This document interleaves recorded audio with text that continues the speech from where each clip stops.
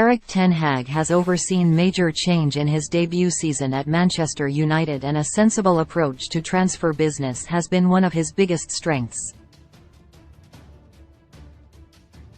United spent over £200 million last summer, but did so with a plan that has been absent for several years.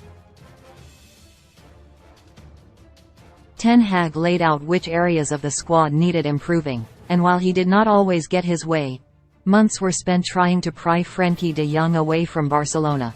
Contingencies were in place to ensure someone came in and improved the team. Despite concerns over who will cash the checks, the club will likely spend big again ahead of next season, with the Dutchman keen to build on an encouraging first year at Old Trafford. Those priority positions have been planned, and lists of potential options detailed so as not to be left high and dry. It is this meticulous approach to an aggressive but considered window that makes reports linking United with Neymar all the more surprising. The Brazilian reportedly wants out of Paris Saint-Germain, and their fans seemingly want him gone too if videos of them surrounding his house are anything to go by. Said reports have ranged from Neymar's interest in the Premier League to Casemiro even being a middleman in bringing him to Old Trafford. But amid the media storm, Sky Sports report that United are merely one of several clubs who have been offered the PSG star. The French giants are willing to offload both Neymar and Messi, whose contract expires this summer as part of a culture reset. For years they have signed the superstars, but they are no closer to a Champions League trophy for it. The report goes on to stress that Neymar is not a United target, and nor should he be so soon after the fallout from Cristiano Ronaldo, who left United in disgrace midway through this season after publicly criticizing the club and Ten Hag in an interview with Piers Morgan. Ronaldo's return to United in 2021 was billed as a return to the glory days, but the Portuguese international caused more harm than good in the 18 months that followed.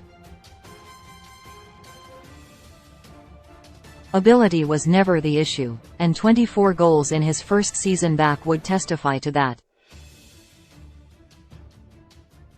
But having a player whose reputation somewhat transcended the club was never going to work, and the 5 months of his second campaign back proved it. As with all elite modern managers now, Ten Hag's success is reliant on a system more than any one player. And that system, high pressing and dynamic forward play, did not suit Ronaldo, who was often dropped to the bench. I think it is justified, his reputation, because he has achieved a lot in his career, Ten Hag said of Ronaldo in November. I don't have to mention. It is so brilliant, but he has to be aware that you get judged by the moment and how you are acting today.